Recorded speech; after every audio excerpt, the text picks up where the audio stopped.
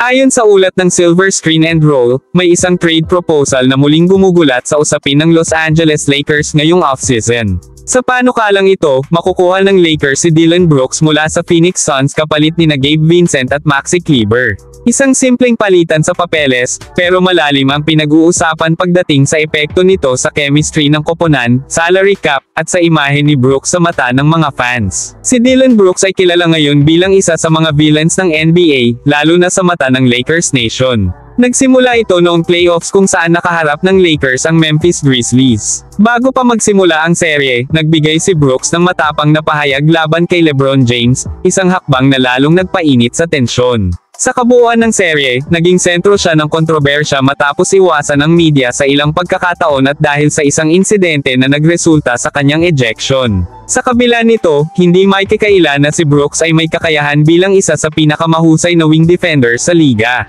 Kung matutuloy ang trade, hindi ito ang unang pagkakataon na ang isang dating kalaban ay magiging bahagi ng Lakers. Matatandaan na sina Ron Artest, Metta World Peace, Matt Barnes, at maging si Dwight Howard ay minsang tiningnan bilang villains bago naging mahalagang piraso ng koponan. Sa kaso ni Brooks, ang kanyang defensive presence ay malaking tulong sa perimeter defense ng Lakers, lalo na sa mga laban kontra elite scorers. Bagaman kilala siya bilang streaky shooter, may mga laro rin siyang kayang umiscore ng malaki, na pwedeng magbigay ng spark mula sa bench. Posibleng magsilbi si Brooks bilang reserve player para sa Lakers, bagay na maaaring maglagay sa kanya sa mas maikling leash mula sa coaching staff. Ibig sabihin, kung magsimula siyang gumawa ng mga kontrobersyal na hakbang o magpakita ng poor shot selection, mas madali siyang mahuhugot at mapapalitan.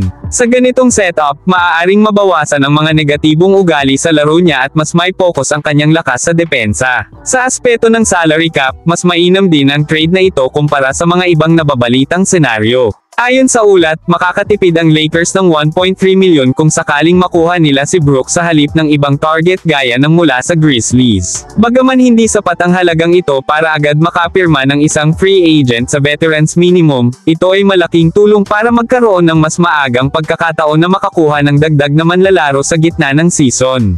Gayunpaman, hindi maiiwasan na maging mahirap sa ilang fans ang pagtanggap kay Brooks. Marami sa mga taga-suporta ng Lakers ang malamang na kailangan burahin o kalimutan ang mga matatalas na komento at memes na ibinato nila laban sa kanya sa social media. Ito ay magiging isang pagsubok hindi lang para kay Brooks sa loob ng court, kundi pati na rin sa kanyang relasyon sa fanbase ng isa sa pinakamalaking prangkisa sa NBA. Sa huli, kung matutuloy man ang trade, ito ay magiging isang halimbawa kung paano ang dynamics ng NBA ay mabilis magbago.